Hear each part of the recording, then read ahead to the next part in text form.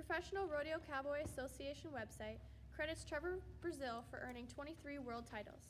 That makes him the most decorated American cowboy with over $6 million in winnings. In Todd Dewey's article on Trevor Brazile in the Las Vegas Review-Journal, he considers Trevor to be the Michael Jordan of the rodeo world. All of these awards and recognitions come from Trevor's years of experience competing in high-level roping events.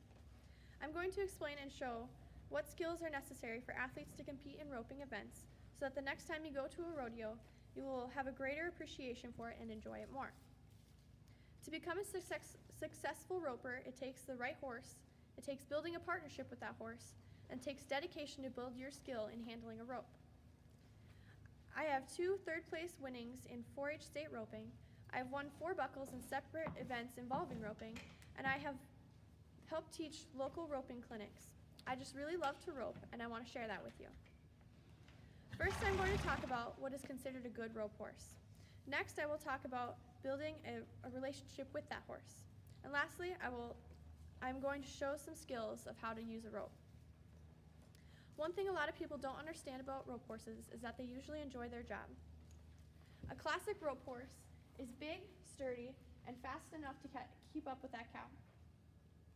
You're looking for a big hip on that horse, which is where both the motor and brakes are, 2 of the most important things of a rope horse. It takes a really broke horse, which means mature, usually 10 to 25 years old, and they're usually cowbred, which means they have an instinct for tracking a cow, which means following it and keeping you in place so you can catch one. It takes dedication and a good horse, dedication to take a good horse and make them great. Greatness comes when you take the time to develop yourself and create a partnership with that horse. There is no shortcut to a good partnership. It takes time in the saddle and to build trust and understanding with one another. Patience to work with one another. It takes patience to work through each other's quirks. The horse is everything to that rider, and they take care of each other. Through dedication and practice, the magic happens when you build muscle memory as a team. That muscle memory is the source of lightning-fast reflexes, earning winning scores. The last part of becoming a successful roper is sharpening your rope handling skills. This takes focus, control, and repetition. I want to show you the parts of the rope and show you how to handle it.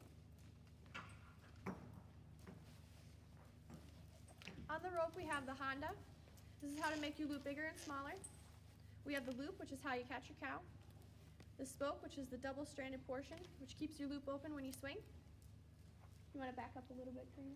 Awesome. And your coils, which is how you have slack when you release your loop to catch a cow. And your tail, which better be in your hand by the time you release, otherwise you won't have anything. And when you swing, you want to have a 90-degree bend in your elbow. You want to flip your wrist over. When that focus comes in, you want to aim at your cow at the base of its neck. It takes control of that rope. You want to be able to swing to whatever direction your cow moves to. And then you want to have repetition in your swing.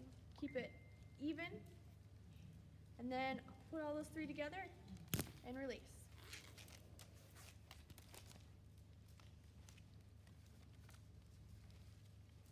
All right. Today I talked about having the right kind of horse, the partnership it takes to build that horse.